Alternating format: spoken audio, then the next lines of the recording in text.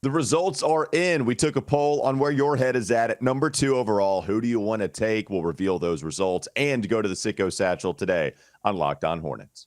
You are Locked On Hornets, part of the Locked On Podcast Network. Your team every day. In a minute, cuz we live.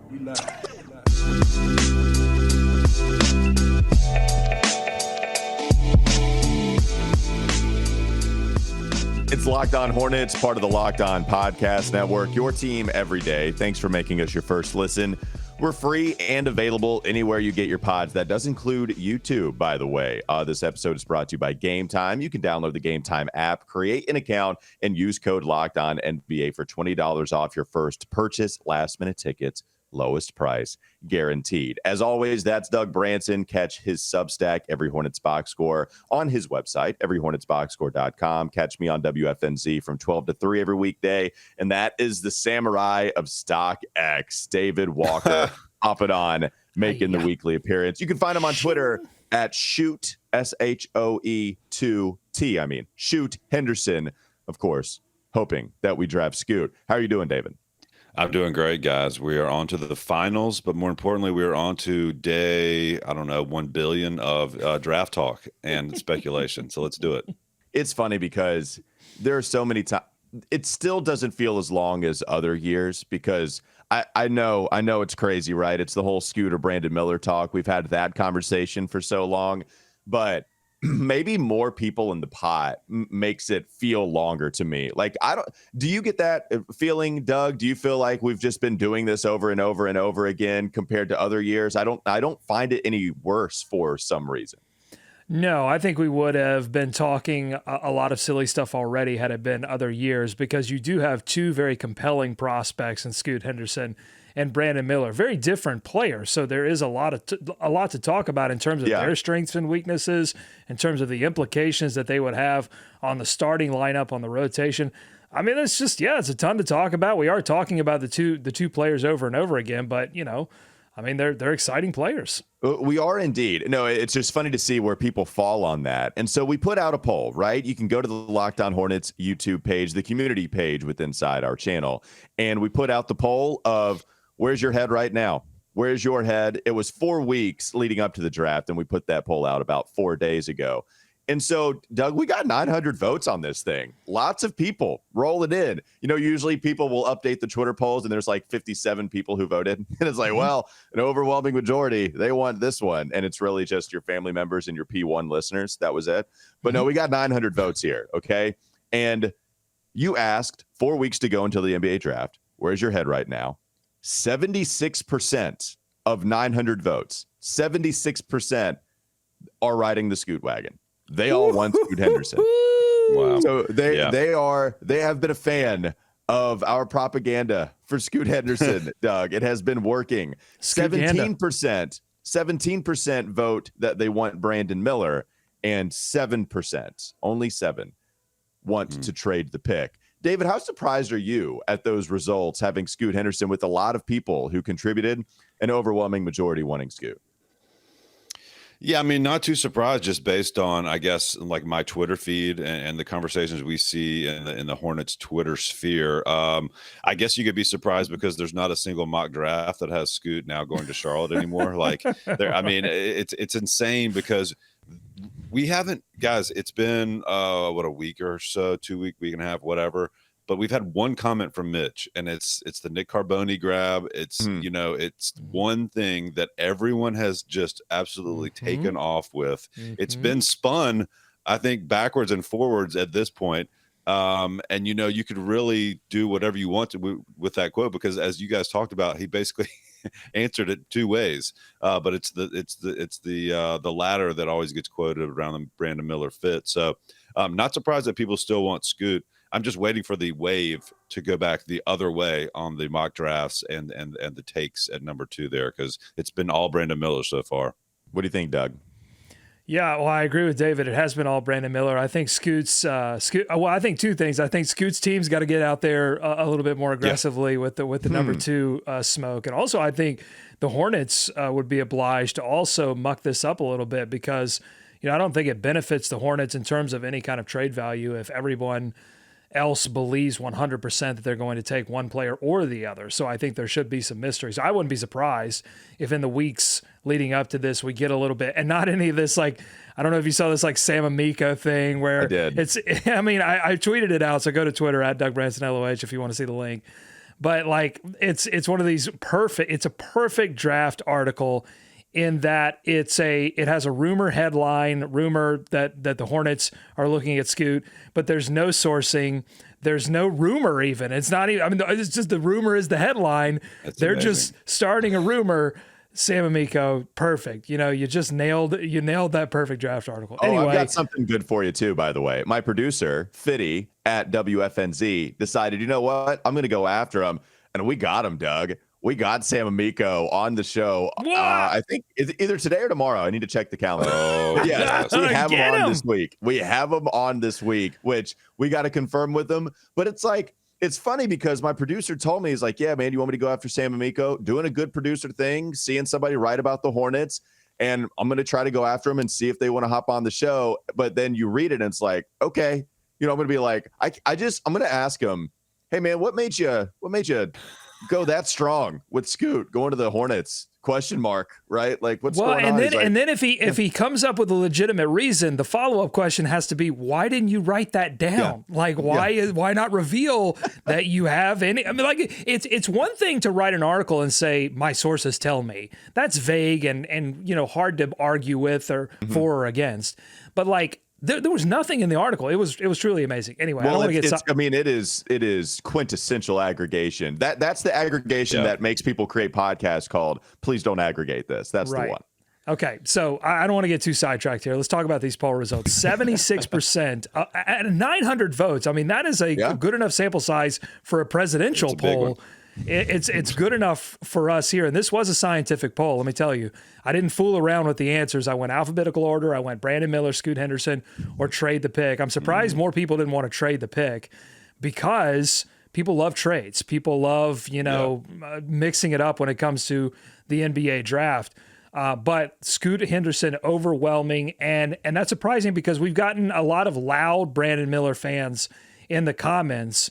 But there are many people out there that look at Scoot's tape and are just like, don't understand how he could not be the pick because of the athleticism, because of the intensity in which he plays. And I think the quotes that are coming out from him are pretty revealing on what kind of player he's going to be. He's going to be the kind of player that you can depend on to lead your team.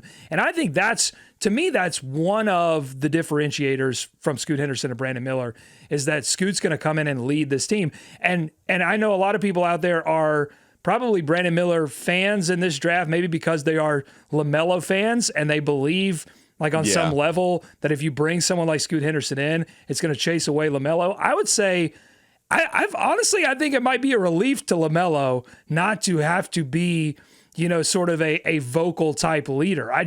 That hasn't been my read on who LaMelo is.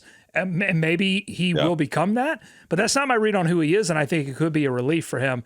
But this is truly a surprise. I thought it was going to be, I thought Scoot was going to win the poll, but I did not think it was going to be this overwhelming. And final thought, I think that seeing all of the mock drafts go Brandon Miller's way, as David pointed out, I think that's pushing this poll a little bit because I think people look at that and they go, number one, I don't trust that. And number two, I don't trust this organization. So if they truly are looking at Brandon, I kind of want it to be Scoot. What do you think about that, David? Plus the whole, I think Doug also does bring up the fans and they're affected by Scoot Henderson coming in and playing so close to a position that LaMelo plays that you might be pushing LaMelo out as dog number one or something. Absolutely. I completely agree with you, Doug. Do you agree, David? Yeah, I mean, I think that's part of the reason I like Scoot here. To be honest, I think he could bring something else out of LaMelo too. Along with the other guys in the locker room. You just hear these guys, the scouts, talk about Scoot specifically, and it's a different level of belief. When I hear these guys talk about either Miller or Scoot, it's not like anyone's saying bad stuff about Miller, certainly not on the court. But when they talk about Scoot, it's been with more passion and just more belief that this guy can go to another level, and he's just a tier above. But I think some people are maybe getting nervous or cautious with all these mock drafts, right? And so much Brandon Miller momentum. And again, we always have to remind folks around this time of year, around the draft times, the Hornets, for better or for worse, don't leak a lot of stuff, and it's. I think they're one of the more difficult teams to probably predict. Last year may have been somewhat of an anomaly just because of the super fit and the landing place of Mark Williams, but I don't know that the Hornets are tipping their hand at all at this point. Mm. Okay, I do have a little bit of intel here. Unlike Sam Amico, I do have a little intel here if you want it, if you're interested. Yes, for sure. What you got, Doug? Okay. What are your sources telling you? Okay, this is from I don't have secret sources. I've got Twitter, and this is James Ham, who is a Kings insider for ESPN 1320. Okay, and he writes for thekingsbeat.com. This guy's a legitimate person within the NBA. Okay, James Ham is tweeting, continue to hear rumors that the San Antonio Spurs and Charlotte Hornets are being added to the California Classic in Sacramento in early July. That's Summer League talk. Yeah. Nothing confirmed yet, but could get interesting with Spurs and Hornets owning picks number 1 and number 2.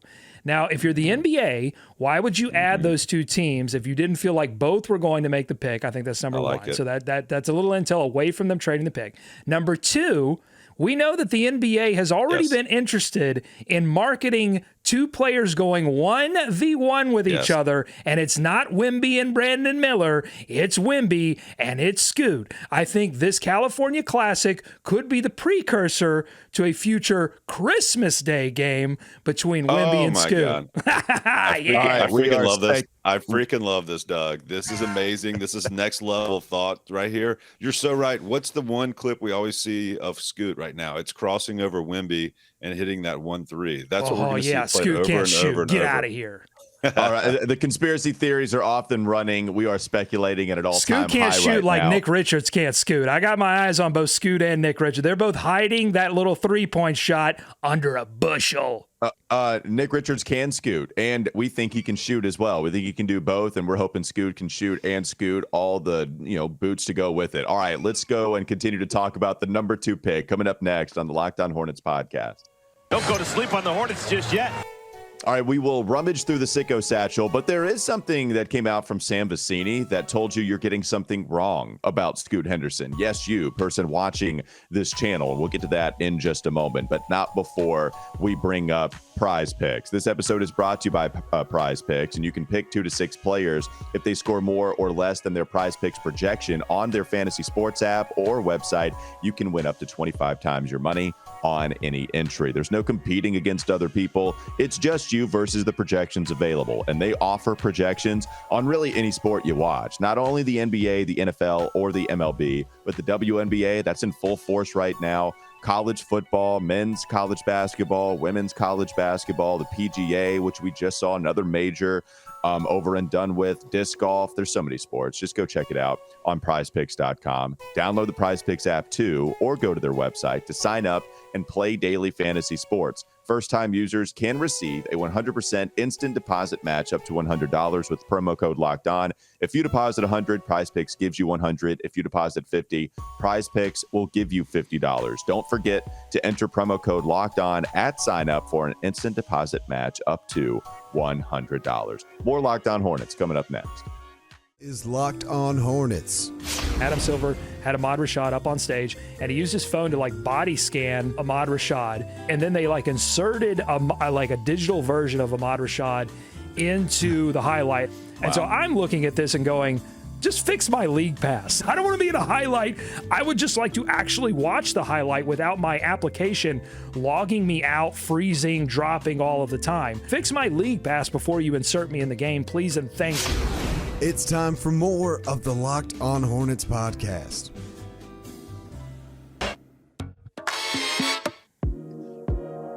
Doug, you mocked the whole Scoot can't shoot moniker, right? That whole evaluation of him, you mocked it. We even put out a tweet with him. It was just the one clip of him shooting on Wemby, right? Where you put that little video clip out on our YouTube page. Well, not just shooting on Wemby. You're underselling it. I mean, he hit a beautiful Harden-esque step back and got it up over top the guy who's 7 feet 2 inches with an 8-foot wingspan. That's not nothing. And he growled at him after that, which is my favorite part. He let him know about it. What I didn't clip was the very first shot from that game. He hits the very first shot of the game. It's a mid-range jumper, and he screams loudly. Also in that same game, I've been watching a lot of tape, folks. In that same game, the announcers relayed a story about how Scoot Henderson, I guess his like family owns a gym maybe, and Scoot like would clear out the gym. And he said he would shoot by himself, but he would pretend like he was playing against other players and like scream at these imaginary players. I'm telling you, this guy's nuts, but he's nuts in the exact way that you want a player to be nuts. All right, so let's go to the thread from Sam Vecini I was mentioning in the previous episode, or a previous segment, I should say. Here's Sam putting out some reasons as to why maybe he can shoot a little bit better than what people are giving him credit for. Sam Vecini said, a public service announcement because I've seen it wrong in more than a few places. Scoot Henderson did not shoot 27% from three this season. He shot 32.4% from three. So not much better, but better than 27. You're at least getting into the 30s, which I don't think is small. The 27% mark is from the regular season and does not include Showcase Cup games, which also occur in season. Would also take note of Scoot's shooting numbers pre and post the ankle injury he suffered on January 17th. Before, he shot 35%, went 14 of 40 from the three-point line. After the injury, he shot 8 of 28. That is actually 28% from the three-point line. Between 8 and 20 feet, the mid-range game, before the ankle injury, he shot 40% on 115 attempts. He shot 48 attempts after the injury, and he shot 33% is what that equals out to. Of course, this is all super small sample. I'll read one other thing. He said, wants to be clear, just trying to provide an accurate and context-filled description of Scoot's shooting. Think it's totally reasonable to not believe in his jumper. Just noting that saying he shot 27% from three this year is actually wrong. So, yeah, you go to 32%. That's not stopping people from saying he can't shoot. It's an NBA three, though. It's not a college three. It's an NBA. I mean, he's shooting NBA threes. Right. Yeah, in which he's going to be shooting at the NBA level. So hopefully that continue to goes up, right? Like, that's a good point, actually. Well, I mean, yeah, just right. Like, so he's not been shooting well here, but I do think that you add those 5 percentage points. You can scoff at it all you want to, but it's actually a decent difference shooting 32 and 33 if we just include every single game that he played. So, yeah, I think that was something pretty significant. What do you think? Yeah, I mean, also he's been a pro for 2 years. I mean, maybe even call it 1.5, but he's 19 years old. Like, he can get better. His shooting can improve. He still has room to grow. This whole can't shoot thing, I mean, it really does remind me of the Donovan Mitchell draft. It wasn't that bad, but you guys hit on it last week. There was legitimate concerns that he was just going to be a defensive guy, a short guy who maybe couldn't shoot that well. And so the same thing. How about LaMelo? I mean, yeah, that's what I was going to say. Yeah, it's not Donovan. Right? It's LaMelo all over again. Yeah. So I appreciate Vecini because I think it's really tricky right now for anyone to evaluate these guys that aren't going the traditional path. Like, we're so used to watching college games. We're so used to seeing how normal, college season goes, and a guy comes up through those ranks.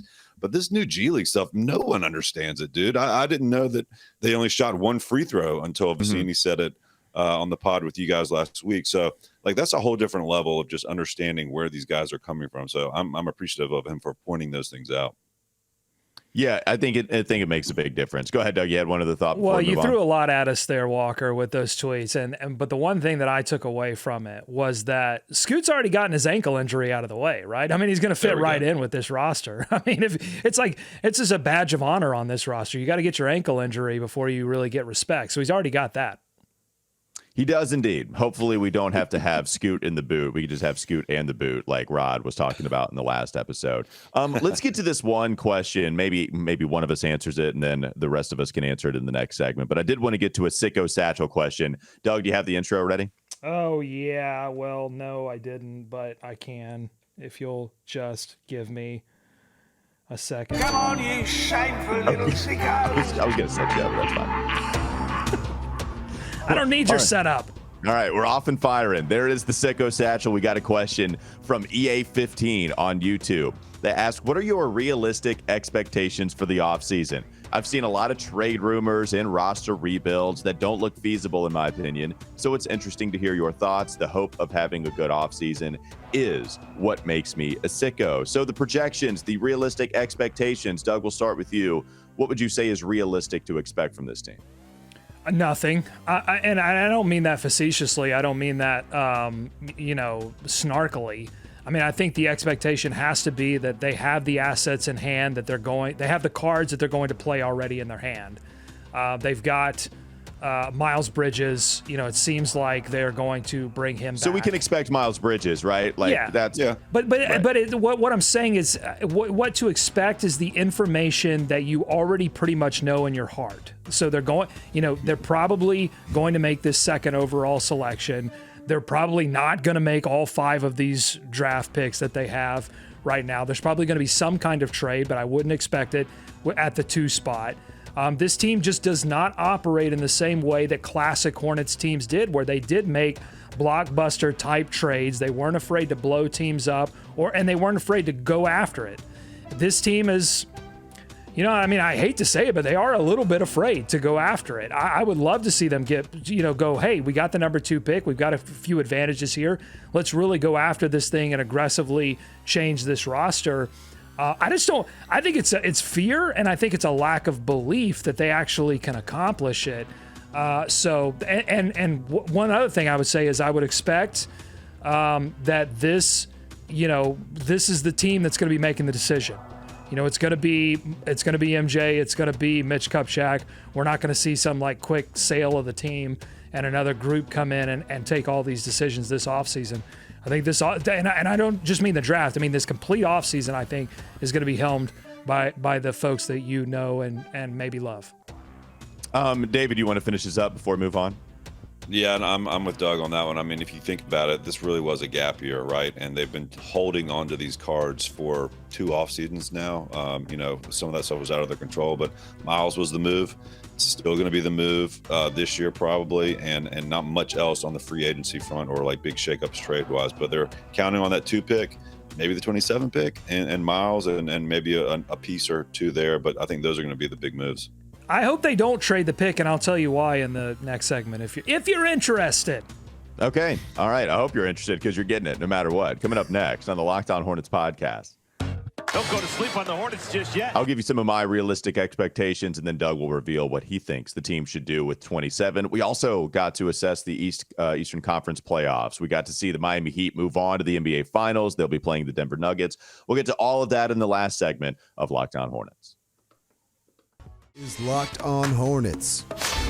Walker, sometimes you don't have to have the best package. Okay. Sometimes you just have to have the only package. If you wait, if my dating life taught me anything, sometimes you just have to wait around long enough until you're the only thing remaining.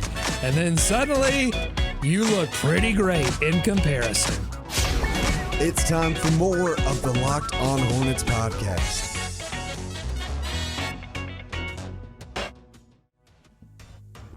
All right, I wanted to finish up with some of my realistic expectations here, asked by EA15 on YouTube, putting that question in the sicko satchel.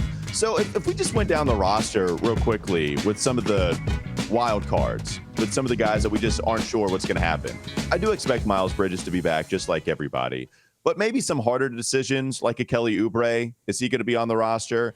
I don't know where you guys fall on this. I don't think so. But I don't think a lot of people have talked about that. I do think there is something to be gained there from saying that I don't expect him to be on the roster, because if you expect PJ to be on the roster, which I do, that one is a little bit more dicey, right? That's just, I don't feel 100% comfortable either way on that. But if you bring back PJ, you're talking about an increase from him basically making $6 million this last year. And then we're thinking about him making 18, 17, close to 20, whatever, right? So that's a lot of money.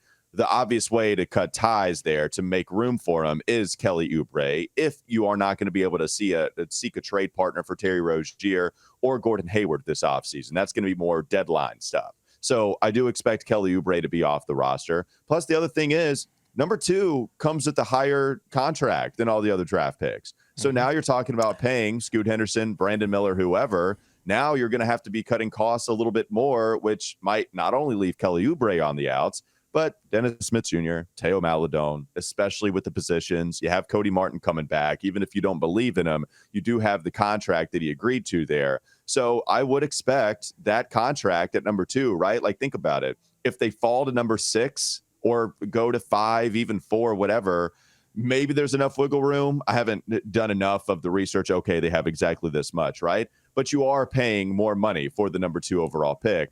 I just think that decreases the odds that you bring back a Kelly Oubre, which is kind of a wild card here. So I don't know if you guys share those same thoughts before we can move on to the Eastern Conference Finals and maybe even 27. Doug, allow this to give us your 27th pick. Does that limit, trading the 27th pick for a guy that might have a bigger salary, right? And you just go ahead and pay the rookie salary that might help you on the payroll. Yeah, I mean, higher salary, higher minutes expectation for that number 2 overall pick, right? I mean, you're not going to be able to afford to play that. I don't think you can play that guy off the bench. So that means you've got to clear some roster. You got to do some roster maneuvering. So if they go Brandon Miller, what does that mean for PJ Washington? What does that mean for Gordon Hayward? What do you do with those players at that point? Do you try to keep them and sell them on being depth pieces? Or do you move on in the case of PJ or try to move on in the case of Gordon Hayward? But same with Terry Rozier if they go with Scoot. How do you maneuver that? Because you're paying that guy starter money. And if you're going to sell him on 6 man, how do you make all that work? I think that's where it gets all interesting. But you make the pick first and you figure all that out later. I don't think, trading the number 2 overall pick, I think it's going to be tough in this particular market because you've got a couple of teams under the Charlotte Hornets, Portland being the main one that I think are also looking to trade. So I think having multiple teams wanting to trade in that 5 or 6 range or seeing the value of doing that, I think is actually going to suppress the market value of trading. So I think it's going to be tougher. Like if any team comes to the Hornets and has a package and the Hornets says, I want more, they'll go, well, Portland wants to trade. And I think we can get our player at 3 just as much as we can get it at 2. So, I think this would be a completely different situation if the Hornets were surrounded by teams that were absolutely going to make the pick because they were, they're just in disaster rebuild mode. That's not the case. You've got Portland there that could make a run at things. So it's a little bit of a difficult situation for the Hornets to be in. But in terms of 27, I think it does make it more difficult to make that pick because, they are in somewhat of a win now mode. And they are also in a mode of trying not to hit the luxury tax, so I think it makes it difficult to make that 27th pick. So you don't think they'll make that 27th pick? Because I'm hoping they will, just with the depth in this draft. But I'm with you that historically, that's when they try and ship out or maybe move back a little bit. Yeah, I mean, there are some players that I think you would want to take a swing on. Koulibaly, the player from the French team that Wemby plays for, the Mets. That's a guy. I could see it if they could find a way to sort of draft and stash, but that's just generally not how this team has operated with the first round draft and stash. I mean, they had higher hopes. I mean, they ended up that ended up being what happened with Kai Jones in the G League, but I think they had higher hopes that he would get, more acclimated quickly. But that generally this team trades back into the second round to make those kind of stash moves. Did want to just let you know about the salary for the second overall pick. And so Scoot Henderson, Brandon Miller, whoever it is, they'll be making 8.2 the first year. It goes to 8.6 and then about 9 million in their third year. That's the first 3 years set for the contract there at number 2. So let's just go to number 5. They're making 6 million off the rip. And then, so it's about a 2.5 million difference. So not all that much, a little bit different there, but with PJ Washington getting paid, with Miles Bridges coming aboard, this is going to be something where they might just be trying to pinch pennies as much as they possibly can. So Alonzo Mourning famously held out almost held out for a significant amount of time for his first contract with the Charlotte Hornets. And that contract ended up being $2 million per year. That's what the Hornets were fighting with Alonzo Mourning over $2 million per year. Which is now the difference between the second overall pick. It's true, but the cap then was obviously $2 million versus that cap was pretty significant. Right. All right. Let's get to the Eastern Conference Finals real quickly before we move on and end the show today. David, before we started recording, Doug said, I can't wait to gloat about a couple things that I was right about. Are you prepared for Doug real quickly before we send it back to him? That's all I was thinking about last night during that beatdown. As the lead 100%. grew, I could sense Doug's pride, swelling him texting us probably didn't allow us to forget about it. That tipped his hand a little bit, sure. Go ahead, Doug. Gloat. I'll let you guys decide where you want to start. Do you want to start with Wrong Twin, or do you want to start with Jalen Clown?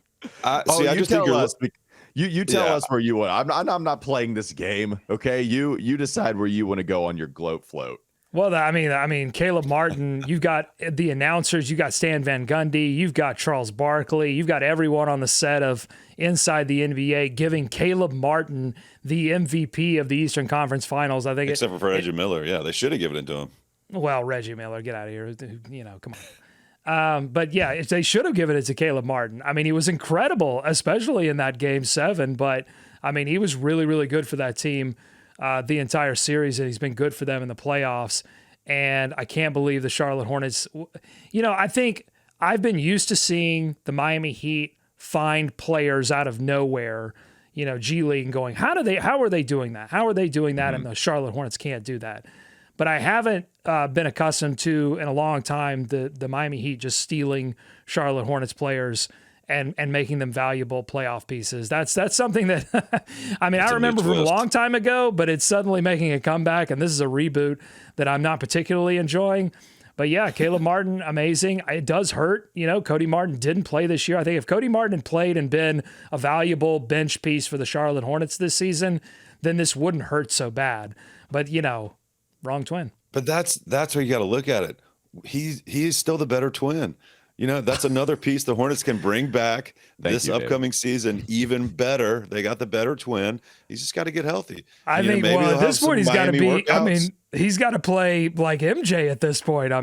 Caleb Martin is an Eastern. He didn't officially get it, but he's folks are talking about him as the MVP of a series. And I think, look, he continues to play like this in the finals, and the Miami Heat upset. And we've had crazier MVPs before of a finals. Caleb Martin, finals MVP. How would that make you feel? I think it probably but I do. I don't think we have had a crazier Finals MVP. Than you're right. That would be the craziest one. Andre Iguodala was the craziest one we can go to. Nonsense. That's the one. And so if Caleb wins, and that would become the newest one. All right. So you're talking about the wrong twin and Caleb Martin. You want to go to Jalen Clown, as you've dubbed him, the Devin Snooker of 2023. Oh my God. What bothers me is that people really think that the Hornets should trade the number 2 overall selection for Jaylen Brown. And I think the people that think that it's a no, it's obvious. But anytime this guy goes left, he turns a basketball over. He can't dribble. And his shooting comes and goes. And it went. And they needed him more than ever in that Game 7. And it was just clank, clank, clank, clank, clank. All he could hit were these wide open transition opportunities. get out of here. I don't know. Jaylen Brown, no way. I think this number 2 overall selection, honestly, I know, look, we've been pretty adamant that we think Scoot should be the pick. But I also think that Brandon Miller has the opportunity to be a special player in the league. I think either way they go, they've got a shot at a player that has the potential to be way more than Jaylen Brown could be. So I don't want to make that. I don't want to make that trade. Go ahead, David. What are you thinking? This new Jaylen Brown hate is fascinating, but I love it. I love this angle from Doug, of course, as always. I'm a big Jaylen Brown fan. I think at number 2, I'd have to really think about that, Walker. If they came out and said, we'll give you Jaylen Brown for the number 2 pick, I think that's something they might do, actually. Well, this is the thing. This is the thing, right? We have to stop the snowball from becoming to being a force that is unstoppable, right? Because what happens here is we have the Chicago Bulls conversation, and Doug is saying, I'm not going to trade number 2, but he's pleading with everyone to keep an open mind to trade for Zach LaVine. Zach, hold on now. Zach LaVine and DeMar DeRozan. Go ahead, Doug. Go ahead. What that's multiple. Yeah, you throw Jaylen Brown and another star level player, sure. Okay, but this all stemmed from him pleading with us to keep an open mind, that we shouldn't just shut the door on the possibility of trading a DeMar DeRozan and getting also in return the Zach LaVine. But he didn't want to do it. But now, and I was like, well, Jaylen Brown is somebody else that I don't want to do it. But then he was like, oh, get out of here, Jaylen Brown, completely shutting the door. This is the Doug Branson special. This is what it is. And then Jaylen Clown showed up, and you're right, was not good.